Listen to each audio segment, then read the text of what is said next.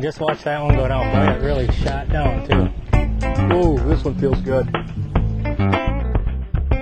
That's a beauty. Gonna grab that one? Yeah. Wow, look at that one. There we go, we got her. That's a beauty.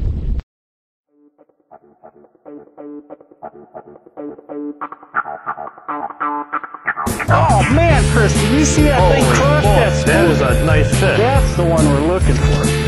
Whoa! That's what we're talking about. That's what we're talking about. Where do they fall? Oh, that's so cool, I can hardly stand it. Look at that thing, how pretty is that? That is one beautiful fish right there.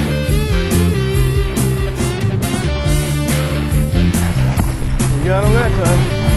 Boy, did he just smoke it too. There we go. All right. Get it, get it, get it, get it. Look at that. Wow. That is a big. Oh, I just watched that one go down. Boy, it really shot down too. Wow, look at that one. There you go. I will Got take her. a fish like that any day.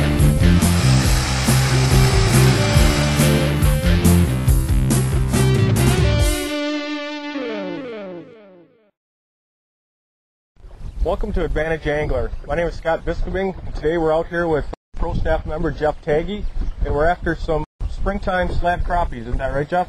That's right. Unfortunately, it's a little bit windy, but we're going to find a way around the wind and anchor and do some slip bobbering and hopefully put some real nice dinner plate crappies in the live well.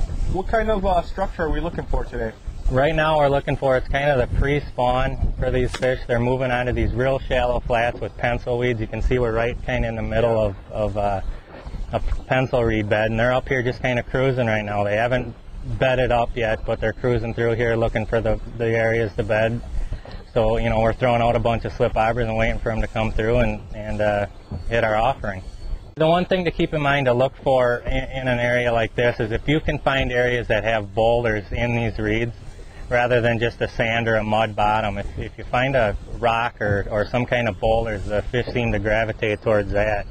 The problem with that is when you're fishing the rocks, it's hard to jig them because you snag a lot with the light jigs. But the key thing to look for would be any combination of the reeds and rocks.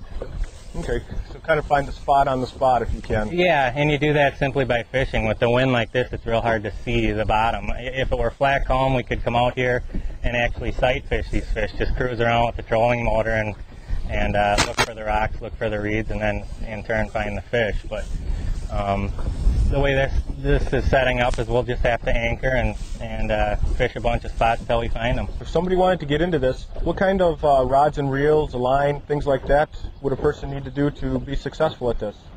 Basically, it's the simplest rigs. It's a slip bobber, a plain hook. I'm using about a number 6 Rapala VMC, ultra sharp hook, 6-pound test line, split shot about 10 inches above the hook.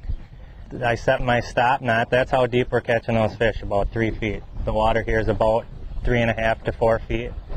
And a lot of times the fish hit it when that minnow hasn't even settled to the bottom yet, so you can set it anywhere from 18 inches below the surface to 3 or 4 feet in water like this.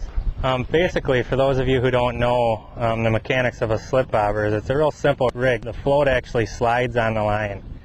And what you do is you put a small bead and then a little knot, a little bobber stop that come pre-rigged, and you slide that on your line first.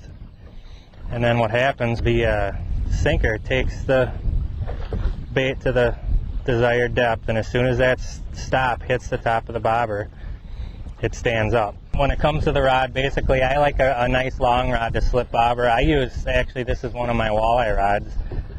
It's a 7'6" medium light action rod, and it works real good in these reeds because you do hang up in them, and it has enough backbone to rip the hook through the pencil reed. But certainly you could get away with using a little 5-foot ultralight. Would be an absolute ball with these big crappies. Well, Jeff, this sounds like a real simple setup that mom and dad could bring the kids out and just have a ball. I understand you were out a little earlier today with your son. Yeah, my son and I got up real early and came out here this morning to see if we could get a few, and it works great. My son's 5 years old and doesn't quite have the dexterity to cast a spinning reel yet, but I can cast them out, and he can reel those big crappies in, no problem. And we had an absolute ball. It's a great way for a father and son, or mother and daughter, or mother and son to spend a morning or an afternoon together. So Jeff, how are you going to rig up these minnows on these hooks? These ones, what I usually do is this is about the perfect size crappie minnow. That's the size I like. You tend to get a little bit bigger fish if you use slightly larger minnows.